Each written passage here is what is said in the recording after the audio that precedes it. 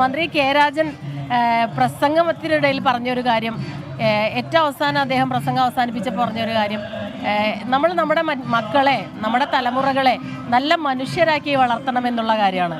അത് വലിയ കയ്യടിയായിരുന്നു ശരിക്കും പറഞ്ഞ സദസ്സിൽ നിന്ന്. അത് ഞാൻ പ്രത്യേകം ശ്രദ്ധിച്ചു. ഒരുപാട് കാര്യങ്ങൾ പറയുമ്പോൾ ഈ ഒരു കാര്യം പറയുമ്പോൾ, കാരണം എല്ലാവരും ആത്യന്തികമായി ആഗ്രഹിക്കുന്നത് അതാണ്.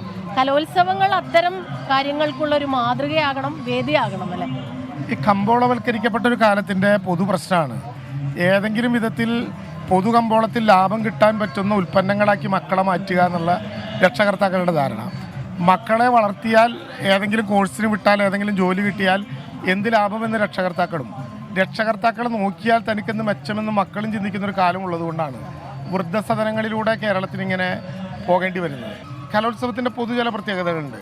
ഇപ്പോൾ നമ്മൾ കണ്ടിട്ടുണ്ടാകും, ഒരേ മത്സരത്തിൽ പങ്കെടുക്കുന്നവർ മത്സരാർത്ഥികളാണ്. 1ാം സ്ഥാനം ആർക്ക്, ഗ്രേഡ് ആർക്ക് എന്നൊക്കെ നോക്കുന്നത്. പക്ഷെ അവരുടെ തബലകൾ കൈമാറും, അവരുടെ മൃദംഗങ്ങൾ കൈമാറും, അവരുടെ ഫ്ലൂട്ട് കൈമാറും, അവരുടെ ആഭരണങ്ങൾ കൈമാറും, ചലങ്കകൾ കൈമാറും. അത് യഥാർത്ഥത്തിൽ മനുഷ്യരാകുന്ന ഒരു സമൂഹത്തിന് മാത്രം ഉയർത്തിപ്പിടിക്കാവുന്ന ഒരു മാനവികതയാണ്. ആ വിധത്തിൽ വളരെ ഗംഭീരമായി നല്ല മക്കളെ ഉണ്ടാക്കാൻ കഴിയുന്ന, മനുഷ്യരെ ഉണ്ടാക്കാൻ കഴിയുന്ന വേദികൾക്കാണ് യഥാർത്ഥത്തിൽ കലോത്സവം രൂപം കൊടുക്കുക. അതായിരിക്കും കൊല്ലത്തിൻ്റെ ഒരു ആത്യന്തികമായ റിസൾട്ട്. ഈ കൊല്ലത്ത് ഭയങ്കര ചൂടുണ്ട് അല്ലേ? ഭയങ്കര ചൂടുണ്ട്. പക്ഷേ ചൂടുള്ളത് കൊണ്ട് നിങ്ങളുടെ പണി കുറയില്ല. കാരണം കൂടുതൽ ആവേശത്തോടെ ആളുകൾ വരികയാണ്. കൊല്ലം കലോത്സവത്തിൽ ഞാൻ കണ്ടൊരു പ്രത്യേകത, അതിൻ്റെ ഉദ്ഘാടന സമ്മേളനത്തിൽ സ്വാഗതഗാനം അവതരിപ്പിക്കപ്പെടുന്നതിന് മുമ്പ് അവതരിപ്പിച്ചത് മംഗലം കളിയാണ്. നവകേരളത്തിൽ അദ്ദേഹം പറഞ്ഞൊരു പ്രധാനപ്പെട്ട കാര്യമാണ് ഇവിടെ അദ്ദേഹം ഉദ്ഘാടനത്തിൽ പറഞ്ഞത്.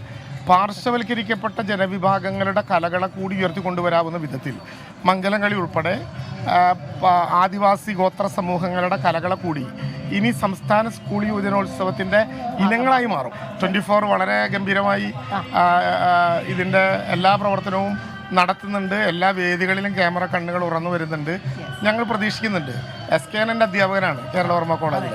അപ്പോൾ സ്വാഭാവികമായിട്ടും മാഷോട് ഞങ്ങൾ പറയാറുണ്ട്, ഞങ്ങൾ പ്രതീക്ഷിക്കുന്നുണ്ട് വളരെ സമ്പന്നമായി, വളരെ വിസ്തൃതമായി ഒരു കലോത്സവത്തിൻ്റെ അറിയിപ്പ് 24-ൽ നിന്നുണ്ടാകും.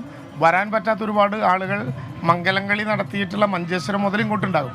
അവരുടെ മുമ്പിലൊക്കെ കൊല്ലം കലോത്സവത്തിൻ്റെ വേദിയായി 24-ന് മാറാൻ കഴിയട്ടെ എന്ന് ആശംസിക്കുന്നു.